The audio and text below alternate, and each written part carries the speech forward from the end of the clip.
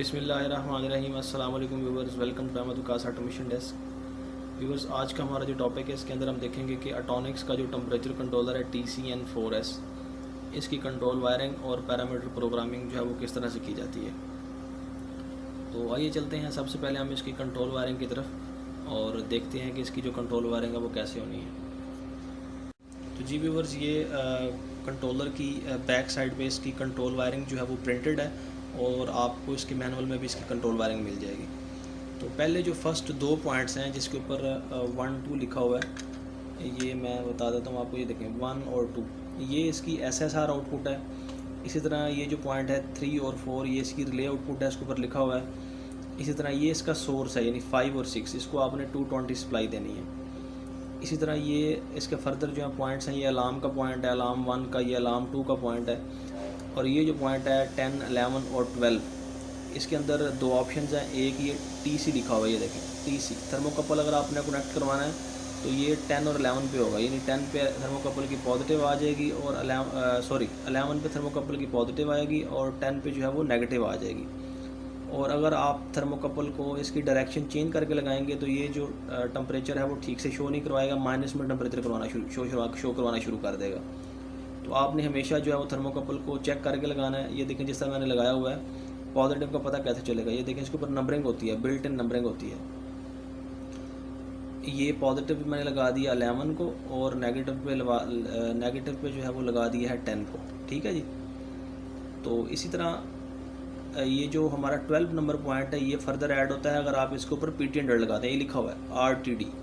तो RTD जो है उनके दो पॉइंट्स के दरमियान रेजिस्टेंस आ रही होती है। रेजिस्टेंस वाले जो दो पॉइंट हैं वो 11 और 12 पे लगाने हैं, और जो तीसरा पॉइंट होता है जिन दोनों के दरमियान कंटिन्यूटी बोल रही होती है वो 10 पे लगा देना है आपने। तो इस तरह आपने PT100 के जब कनेक्शन कर रहे हैं तो 3 पॉइंट्स यूज़ करने हैं, ये वाले 10, 11 और 12। और जब थर्मोकपल यूज़ करना है तो आपने जस्ट 10 और 11 को यूज़ करना है। दूसरा व्यूअर्स, मैं आपके साथ एक और चीज़ शेयर करता हूँ जो अक्सर कंफ्यूज करती है। मैंने अक्सर इंडस्ट्री में इस तरह के इंसिडेंट देखे हैं कि टेक्नीशियंस हजरात जो होते हैं वो इस बात पे कंफ्यूज रहते हैं कि कनेक्शन इस तरफ करने हैं या इस तरफ करने हैं। तो ये जो फर्स्ट लाइन है ये बेसिकली इसकी अपोजिट लाइन है। अगर मैं आपको कंट्रोलर सीधा करके दिखाऊं, ये देखें फर्स्ट जो लाइन है उसको, ये इस लाइन को कंसीडर कर रहा है। फर्स्ट लाइन जो है, फर्स्ट लाइन इसको कंसीडर कर रहा है, यानी यहाँ पे ये देखें 220 के पॉइंट है ये दो। ये फर्स्ट लाइन ये वाली है और ये सेकंड लाइन है। तो इसी तरह इसके ऊपर जो है वो इसकी नंबरिंग भी नज़र आ रही है। ये देखें ये इसका नंबर है 5 और 6, ये दो नंबर्स हैं जहाँ पे आपने इसकी 220 लगानी है। तो इसने बड़ा ही अच्छा जो है वो एक्सप्लेन किया हुआ है। इसको तरीकाकार ये है कि आप इसकी नंबरिंग देख लें, ये नंबरिंग इसके ऊपर लिखी हुई नज़र आ रही है, तो ये नंबरिंग मैच कर लें। दूसरा, दो लाइन्स के अंदर इसने कनेक्शन बताया हुआ है, फर्स्ट लाइन और सेकेंड लाइन। ये देखें ये इसके ऊपर नंबर्स आ रहे हैं सारे 7, 8, 9, 10, 11। इन नंबर्स को देखते हुए आपने अपनी जो कनेक्शन हैं उनको ठीक से करना है। और स्पेशली जो है वो सोर्स सिर्फ 5 और 6 पे लगाना है। अगर किसी गलत पॉइंट पे आप कनेक्शन कर देंगे तो आपका जो कंट्रोलर है वो स्पार्क हो जाएगा और कंट्रोलर जो है वो बर्न हो जाएगा। तो नेक्स्ट चलते हैं इसके पैरामीटर प्रोग्रामिंग की तरफ। तो आइए चलते हैं इसको देखते हैं कि इसकी पैरामीटर प्रोग्रामिंग किस तरह से की जाती है। जी व्यूवर्स, ये हमारे पास अटोनिक्स का कंट्रोलर आपको डिस्प्ले पे नज़र आ रहा है। तो इसमें सबसे पहले हमारे पास जो बटन है ये मोड का बटन है। इस बटन को जब हम प्रेस करेंगे तो ये पैरामीटर प्रोग्रामिंग में एंटर हो जाएगा। उसके बाद नेक्स्ट जो की है ये शिफ्ट की है, ये डाउन की है और ये अप की है। तो इन कीज़ को जो है वो आप यूज़ करते हुए इसके जो फंक्शंस हैं उनको परफॉर्म कर सकते हैं। तो ये सबसे पहले ऊपर जो हमारे पास 7 सेगमेंट डिस्प्ले आ रहा है, ये प्रोसेस वैल्यू लिखा भी हुआ है। ये देखिए ये PV जो है इसकी प्रोसेस वैल्यू है। और ये जो C लिखा हुआ है ये डिग्री सेंटीग्रेड है, यानी आपका जो टेम्परेचर है वो किस यूनिट के अंदर शो हो रहा है। ये SV जो है ये इसकी सेट वैल्यू है, यानी इसका जो टेम्परेचर सेट वैल्यू है वो कितनी है, वो 32 है। ये इसका मॉडल है TCN4S। और ये इसके ऊपर इंडिकेशंस नज़र आ रही हैं। AL1 जो है जब को अलार्म जनरेट होता है, AL2 सेकंड अलार्म के लिए, AT जो है ये ऑटो ट्यूनिंग की ऑप्शन है। और ये है आउट जो है रिले की आउट है जो इसकी बैक साइड पे लगी हुई है। जैसे ही अपने टेम्परेचर की वैल्यू मीट करता है तो इसकी रिले जो है ये आउट को बंद कर देती है। अभी इसकी कंडीशन देखें, हमने इसकी सेट वैल्यू 32 की हुई है और प्रोसेस वैल्यू 28 है। तो ये रिले ऑन है क्योंकि हमारी प्रोसेस वैल्यू सेट वैल्यू को मीट नहीं हुई। जब हमारी प्रोसेस वैल्यू सेट वैल्यू को मीट होगी हमारी आउट की इंडिकेशन ऑफ हो जाएगी। ये मैं आपको करके दिखाता हूँ। ये देखें जी, मोड पे जाते हैं।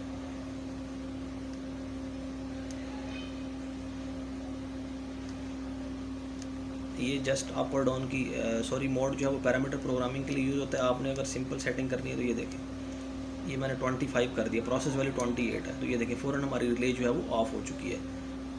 बेसिकली आप सबको पता होगा कि जो टेम्परेचर कंट्रोलर है इसको हम हीटिंग और कूलिंग दोनों पर्पज़ के लिए यूज़ करते हैं। तो उसकी मैं बेटर अंडरस्टैंडिंग के लिए एक एग्जांपल दे देता हूँ। अगर हमने हीटर के लिए यूज़ किया और हम किसी भी मशीन का टेम्परेचर जो वो बढ़ाना चाह रहे हैं, तो हमारी आउट ऑन होगी, हमारा हीटर ऑन हो जाएगा, और जब ये वैल्यू मीट कर जाएगा तो हमारी आउट जो है वो ऑफ हो जाएगी, हमारा हीटर ऑफ हो जाएगा। और टेम्परेचर के रेफरेंस के साथ अगेन जो है ये जैसे टेम्परेचर डाउन होगा दोबारा हमारा हीटर जो है वो ऑन करवा देगी टेम्परेचर को सेंस करते हुए। तो अभी इसके पैरामीटर्स को देख लेते हैं। पैरामीटर के अंदर जो है वो बेसिकली 2 मोड है। मैं थोड़ा सा पहले आपको इसके मैनुअल का रिव्यू करवाता हूँ। ये देखें जी, पैरामीटर का मैनुअल 1। सबसे पहले आप जब इसको प्रेस करेंगे तो पैरामीटर मैनुअल 1 खुल जाएगा। इसके अंदर AL1, AL2, auto tuning, PID, manual reset और HYS, ये इसके अंदर ऑप्शंस हैं। तो ये ऑप्शंस यूज़ क्यों होती हैं? AL1 जो है अलार्म की सेटिंग के लिए, आप कोई भी अलार्म में से लेना चाह रहे हैं। इसी तरह जो प्रोपोर्शनल बैंड है, बेसिकली टेम्परेचर कंट्रोलर के अंदर 2 तरह के मोड यूज़ होते हैं। एक होता है इसका PID मोड, दूसरा होता है ऑन ऑफ मोड। तो आज हम जो है वो ऑन ऑफ मोड डिस्कस कर रहे हैं। तो जब हमने इसे ऑन ऑफ मोड में चलाना है तो प्रोपोर्शनल बैंड जो है इसको हम 0 कर देते हैं। P की वैल्यू 0 करेंगे सबसे पहले।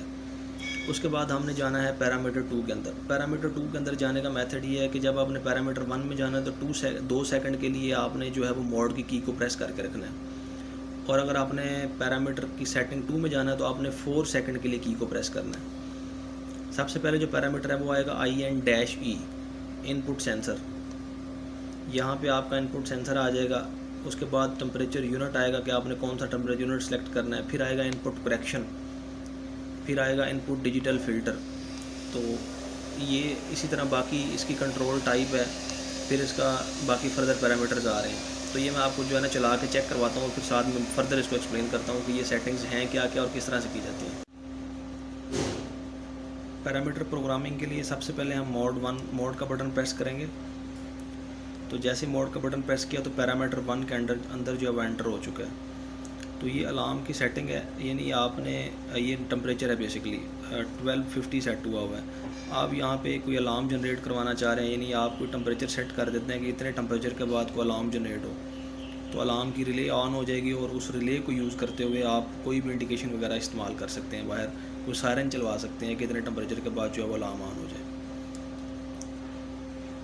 उसके बाद नेक्स्ट हमारे पास है P की ऑप्शन। ये P मैंने ऑलरेडी 0 किया हुआ है क्योंकि मैंने इसको ऑन ऑफ मोड के अंदर चलाना है। ID, और ये हमारे पास जो है वो मोड पैरामीटर 1 जो है उसका मोड जो है वो कंप्लीट हो चुका है।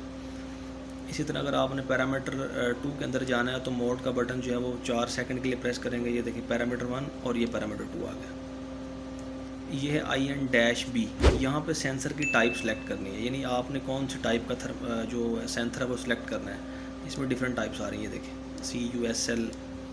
ये बेसिकली एब्रीवेशन कोड हैं डिफरेंट सेंसर्स के, थर्मोकपल के, PT100 के, PT100 की टाइप के हवाले से।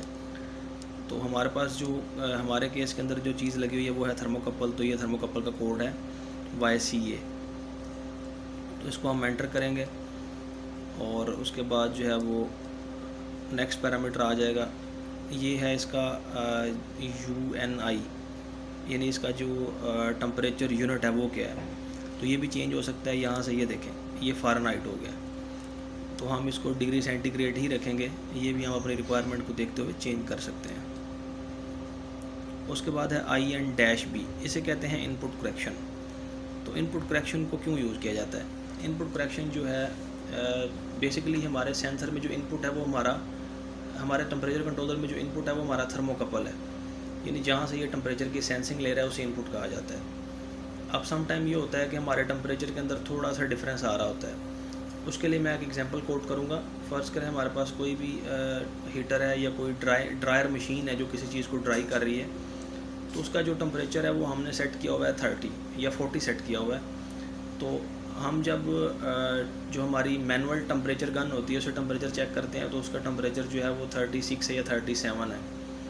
तो ये दोनों टेम्परेचर्स में जो थर्मोकपल बता रहा है वो 40 बता रहा है, और जो हमारे पास ड्रायर के अंदर एक्चुअल टेम्परेचर है वो 36 या 37 है।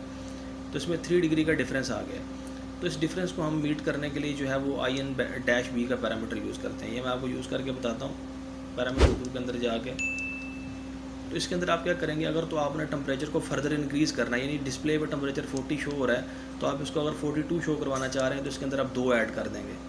और अगर आप जो डिस्प्ले का टेम्परेचर है उसे कम शो करवाना चाह रहे हैं, ये देखें डाउन की प्रेस करेंगे तो ये माइनस में चला जाएगा, उतने डिजिट्स इसमें माइनस कर देंगे। यानी अगर मेरे पास डिस्प्ले पे 40 टेम्परेचर शो हो रहा है और मैं उसको 37 शो करवाना चाह रहा हूँ तो मैं -3 करके सेव करूँगा, तो मेरा डिस्प्ले का टेम्परेचर जो है वो 47 की बजाय 40 की बजाय 37 शो हो जाएगा।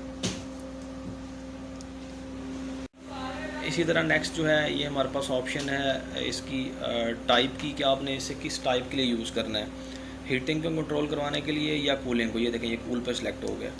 तो हमारे केस के अंदर हीटिंग है तो यहाँ पे हम इसकी सिलेक्शन कर लेंगे कि हमने इसे किस पर्पज़ के लिए यूज़ करना है। तो मेरे केस के अंदर हीट यूज़ कर रहा हूँ मैं, तो हीट की सिलेक्ट कर लेंगे यहाँ पर, नेक्स्ट करेंगे। उसके बाद ये बड़ा इंपॉर्टेंट पैरामीटर है जहाँ से हमने इसको देखना है कि इसने फंक्शन किस तरह से परफॉर्म करवाना है। ये आपको PID लिखा हुआ नज़र आ रहा है, यानी इसकी जो डिफ़ॉल्ट वैल्यू है वो PID होती है। तो हम चूँकि इसका टेम्परेचर ऑन ऑफ मोड के अंदर कंट्रोल कर रहे हैं इसलिए हम इसको यहाँ से चेंज कर लेंगे, ये ऑन ऑफ पर सिलेक्ट कर देंगे और यहाँ से इसको करेंगे ओके, तो ये ऑन ऑफ को अपने अंदर सेव कर लेगा। जिस तरह मैंने लेक्चर के स्टार्ट में बताया कि ये 2 जो हैं वो मोड के अंदर चलता है, PID के अंदर या ऑन ऑफ के अंदर।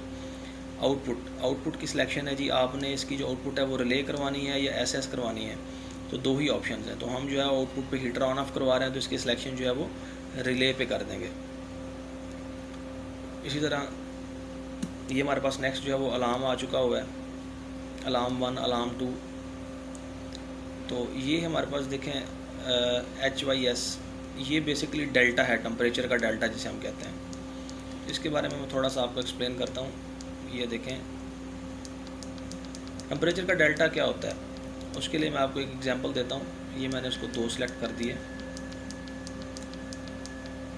2 सेलेक्ट हो चुके हैं।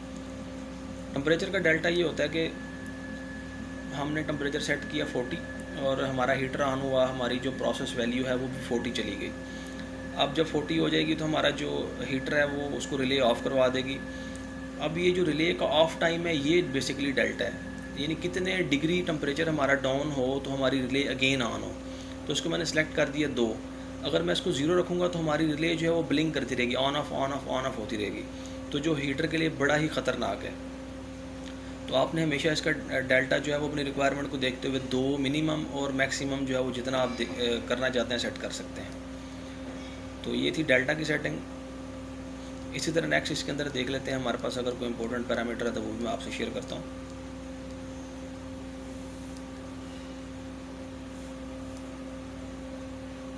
ये एंड पे लॉक है, इसके बाद इसकी लॉक की ऑप्शन है, यानी अगर आप इसका लॉक लगाना चाह रहे हैं तो आप अपनी मर्ज़ी से इसको लॉक भी लगा सकते हैं। और इसके अंदर लॉक की भी डिफरेंट ऑप्शन है, लॉक 1, लॉक 2, लॉक 3, ताकि आपका जो पैरामीटर है इसको कोई छेड़ ना सके, आपने जो सेटिंग की हुई है। तो व्यूअर्स मैं उम्मीद करता हूँ आज का हमारा जो टॉपिक है जिसके अंदर हमने सीखा TCN4S टॉनिक्स का कंट्रोलर है कि इसकी पैरामीटर प्रोग्रामिंग और कंट्रोल वायरिंग किस तरह से की जाती है। अगर इससे रिलेटेड कोई भी क्वेश्चन हो तो आप मुझे मैसेज कर सकते हैं, मेरा व्हाट्सएप नंबर जो पेज पे मौजूद है। थैंक यू सो मच, दुआ में याद रखिएगा। अल्लाह हाफ़िज़।